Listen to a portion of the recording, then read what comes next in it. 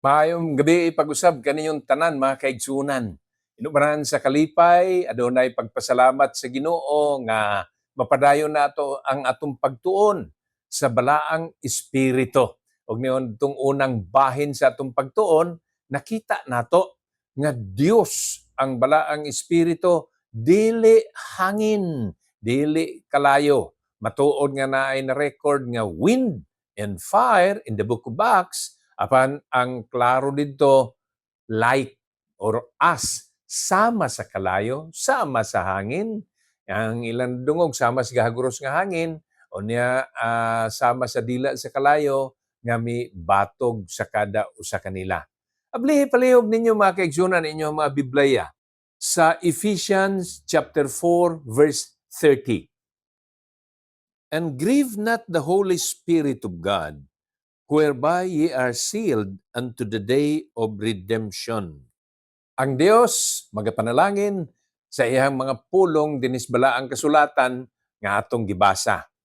Dinhi sa Ephesians chapter 4, usa sa hugot nga pagtudlo ni Apostol Pablo sa mga taga-Episo, ang gipailan niya ang pagkamatarong sa pagkinabuhi sa mga magtotoo. Kamo nga mga nagapaminaw karon, mga igsuon sa pagtuo, ay magkalimot nini. Naa gihapon ta sa karaan natong kinaiyahan. The old nature has still power in our lives. Apan nabag-o na ikaw igsuon. Gibag-o na kita diha sa Dios. We are considered as new creatures. Bag-o na, new man.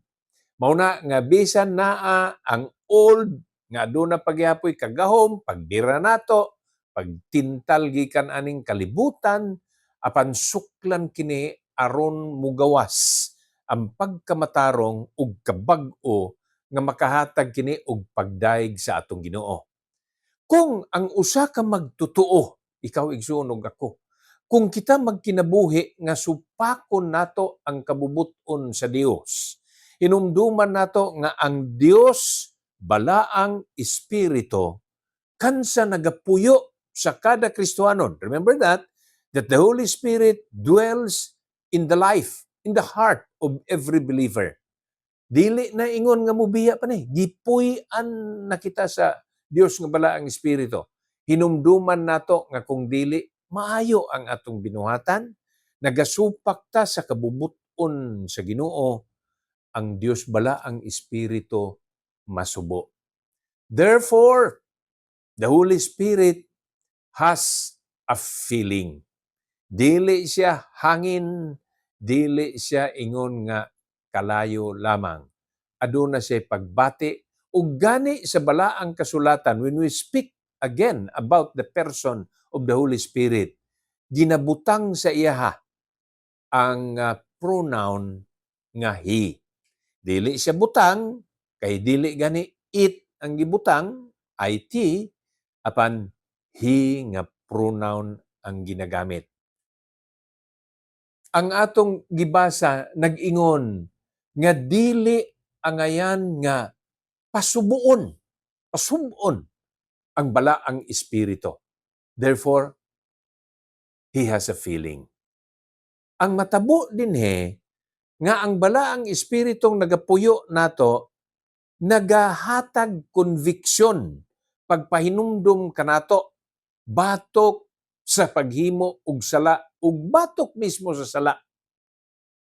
Apan sa mga panahon nga madalatas mga tentasyon, mahulog tas kasalanan, masubo ang balaang espiritu. When we speak about the word grief, mao na ang noun, speaks about sorrow. Naay kasubo. Dili man ta robot good. Dili man ta mechanical nga gihimo sa Dios na ampun tay kabubuton. Di man ingon nga di na ako maalsa ni akong bukton kay pugngan sa balaang espiritu, pugngan sa Dios. Pwede man nako ni ako'y ginakuptan dinhi og magunit ka karon og Biblia, unya mo yung ka nga ako ni nga ihulog akong buhian, di man ta mechanical nga di na mahimo tungod sa law of gravity, law of nature mangud gyapon na. Kung ako ning buhian mahagbong yun hinuon mahog yun o dili nga na ingon nga pagpugong sa balaang espiritu. Pero doon na siya mga ginahimong mga pamaagi nga kung gustuon man gyud niya nan pwede po na niya nga pugngan. Pananglitan, balikan nato ang milabayng leksyon. Sila ni Apostol Pablo gusto mo adto sa Galacia. Lain ang tuyo sa balaang espiritu. Na ay mga natabo, may mga sirkumstansyang napugngan unya didto na sila nagpaingon sa Macedonia. Pananglitan na usab, usa ka ehemplo. Pananglitan ni adtong milabay nga National Student Convention Enero 8, maunta na ang panahon para sa athletics. Unya kay mibundak man ang kusog nga ulan didto sa lugar nga gihimuan sa National Student Convention nan dili madayon ang uban nga event sa athletics. Stop. Kana ilhon nato. Ako mismo miila ni dawat.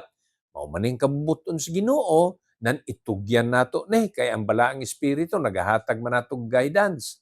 Siguro di nato pamasabtan karon. Di pa tugkad karon. Unsay rason nganong wa na hinayon, naghuwebes, ang uban nga mga officials wa na nakaabot kay Miyerkules man gyud ilang nabaw-an. Di pa ta makasabot. O tingali dili itugot sab sa Dios nga atong madiskubrehan ngano. But the Holy Spirit is working in our lives and part of the plan of God. God the Father, God the Son, and God the Holy Spirit. Mao to, pugnan usa, di usa na mahinayon. Kung hibawta nga mutugyan sa atong kabubuton, nganha sa kabubuton sa balaang espiritu kay Dios man siya, mas malinawon pa ang atong panghunahuna. Busa sukad nga gidawat nga mao man di man gyud nato ni mamahimo, tugyan nato ni sa Ginoo, makabaton ka og kalinaw sa imong panghunahuna. Karon ba do na kay mga plano nga wa na natuman? Nababagan tungod sa act of nature nga ingon? So long as you are doing God's will, learn to yield what your plans are to the Lord because He continues to guide you. And if you will refuse His guidance, then the Holy Spirit will be grieved. Masubo siya. Daghang panahon, napasubo nato ang balaang espiritu. Naa siya'y ginasulti sa ato, He speaks to us, maybe not in audible voice at this time. Kani adto na amang yun ang mga pag-istoryas Ginoo ngadto ila ni Moses, unya madungog man gyud nila sa ato karon kung wa natay madungog nga tingog apan ang balaang espiritu aduna siya'y pagsulti, doon na siya pagpaabot siya ang kabubuton sa ato, usahay sa mga panghitabo sa atong palibot, mas maayo nga dili nato pasubon ang balaang espiritu. Keep on obeying God's commandment and the Holy Spirit will also be glorified. Di lang ang Diyos Amahan, di lang ang Diyos nga anak, apan bisan pa ang Diyos balaang espiritu. Warning, igsuon. Painumdum ko lang, alang nimo. Kung nasayod ka nga ang sunod nimong pagabuhaton, mahimo ni nga sayop, o mahimo ni nga sala, inumdumi nga ug muhimo gyud kaniana, ug padayonon gyud nimo na masubo apil ang Dios bala ang espiritu. So do what is right. John chapter 15 verse 26. But when the Comforter is come, whom I will send unto you from the Father, even the Spirit of truth, which proceedeth from the Father, He shall testify of me. And ye also shall bear witness, because you have been with me from the beginning. Mga kaigsunan, mao ni ang laing kamatuoran, nga ang Dios bala ang Espiritu, mausab ang atong Comforter. Siya nagahatag og hupay sa atong mga gibug-aton sa kinabuhi. Ang imo bang pangunahuna, ang imo bang kinabuhi, ang imo bang ginabati na puno sa mga suliran, Mao na ang ingon nato nga adunay mga panahon nga kita adunay mga ginapas-an, burdens in life, struggles in life, different circumstances that we encounter in life.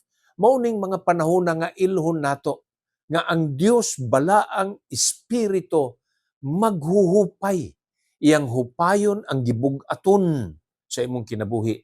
Pwede na yang hupayon ang kahasol sa imong panghunahuna. Pwede na yang hatagan og hupay ang imong kasub-anan. Kining kasubo gyud mga kaigsuonan, bisag dili sakit imong tiyan, bisag dili sakit ang imong ngipon, bisan dili labad ang imong ulo. Kung ginabati ka og kasubo, bug-at gihapon kini. Ang emosyon nimo apektado gihapon nini. Ug mauning panahona, sangpit sa balaang espiritu. Ni ay usa ka maayo nga mga pulong nga pwede ninyong basihanan sa inyong pag-ampo. Pwede ikaw nga moingon, o Dios nga balaan, Dios balaang espiritu. Gibug-atan ako sa akong pagbati. Nakakita ko og panaglalis, nakakita ko og panagbingkil, igsuon pa nako sa pagtuo. Ug ako nasubo. Pasahilo ako sa akong nahimo. Hupay ako sa ako nga mga gibug-aton. And the Holy Spirit is able to comfort you. Mahimo ka na niya. Tungod kay siya, Dios, balaang espiritu, our comforter, our teacher also. Mao na ang iyang mamahimo. John 16:13. Howbeit, when He, the Spirit of truth, is come, He will guide you into all truth. For He shall not speak of Himself, but whatsoever He shall hear, that shall He speak, and He will show you things to come. Nakita ni mo na igsuon? Ingon ini ang buhat sa Dios balaang espiritu. Musulti siya unsay kamatuoran. It is always a relief when we know the truth. To some people, however, doon na po exemption dahil ini. Kay sa ubang mga tao, di pud sila gustong maminaw ug musunod sa kamatuoran. Busa sa mga tarong ug panghunahuna, maayo kanunay ang masayod sa kamatuoran. Ug ang balaang espiritu mao ni ang mutudlo nato sa kamatuoran. Magtuunta nga mudawat og kamatuoran. Magtuunta nga maoy barugan unsa ang matuod ug kana hatag sa Dios nga balaang espiritu. He will speak all truth. Kung gusto ikaw masayod ug unsay angay nimo pagahimuon kay karon nadangatan ikaw og panghunahuna nga dili ma-focus, dili masentro, nan pangayo gikan sa Dios balaang espiritu. Siya mutabang. Acts 13 verses 1 to 4. Now there were in the church that was at Antioch certain prophets and teachers, as Barnabas, and Simeon that was called Niger, and Lucius of Cyrene, and Manaen, which had been brought up by Herod the Tetrarch, and Saul. As they ministered to the Lord and fasted, the Holy Ghost said, Separate me Barnabas and Saul for the work whereunto I have called them. And when they had fasted and prayed and laid their hands on them, they sent them away. So they, being sent forth by the Holy Ghost, departed unto Seleucia, and from thence they called to Cyprus. Mga kaigsunan, ni ay laing bahin sa ministry ni Apostol Pablo. Sa sunod niya nga missionary journey, ang balaang espiritu mao ang naghatag sa iya sa pangunahuna. Ang term nga atong gamiton ni ana, inspiration, giginhawa. Ang word nga inspirare nga magigikanan ni anang all scripture is given by inspiration. Giginhawa. Mao na nga kung God inspired, giginhawa sa Dios. Kini dili literal nga hangin nga mabatian nimo inhale or exhale.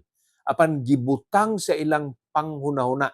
So those ideas, the decision that they have made were based on the idea ang kanang misantop sa ilang pangunahuna ug didto sila naghimo og ilang desisyon tungod kay gihatagan sila nining maong pangunahuna sa balaang espiritu. Asa sila moadto, kinsa ang ilang makauban. Mao na mga kaigsuonan sa daghang panahon nga dangatan ikaw og kalibog, unsay akong himuon? Kinsay akong kauban? Unsang adlawa? Haing lugaraha ay kalimot sangpit sa Dios. Kinahanglan man ta nga mahimong decisive. But to be decisive does not mean that we have to decide right away. Ang usa ka tawo nga decisive, ang ipasabot niini dili instant na aday desisyon. Ang ipasabot niini nga makahibalo ka nga maghimog desisyon. Unya kanang maong desisyon, imo kanang pagabarugan og imong himuon. Busa kung pananglitan nagakinahanglan nga ikaw mo desisyon. Unya gusto ka nga mahimong decisive, dili ni ingon nga failure ka sa imong pagahimuon kung moingon sa ka kadali lang. Moampo sa ko mahitungod aning butanga. Una ko mo desisyon. Unya moingon ang uban, ay wala gito'y plano, wala gito'y desisyon, di to maayong leader. Ang usa ka maayong leader, bisag dangatan pa siya og minuto kay nagampo. Dangtan pa siya og oras kay nagampo. Dangatan pa siya moyon ugma na kay ako sa ning dalahon sa pagampo. Maugyod na ang angay and you can still be a decisive person. Pahinumdum alang kanatong tanan. Pinakamaayo nga una ta momohimo og desisyon. Sangpit sa Dios balaang espiritu pangayo og giya, gabayan, direksyon aron nga ang imong mga plano ug desisyon mahiuyon sa iyang hingpit nga kabubuton. Remember, he has a feeling that will be grieved if you do not follow his will. Remember that he has also his own will, that if you follow it, it will be the best for you, for me and for you, and even for the ministry. Mao na mga kaigsuonan nga tun-an nato kay Dios man ang balaang espiritu, sangpit, duol kaniya, pangayo og direksyon, ug ikaw pagagiyahan. Kung buot nimo nga sa imong pagkinabuhi, ang imong mga handom magmalinampuson og imong makabot, ihaom ka na, ipauyon na sa kabubuton sa atong Ginoo. Unya pangayo pinagis pagampo ang tabang sa Dios balaang espiritu. Ang Dios magapanalangin kanaton tanan. To God be the glory and shalom.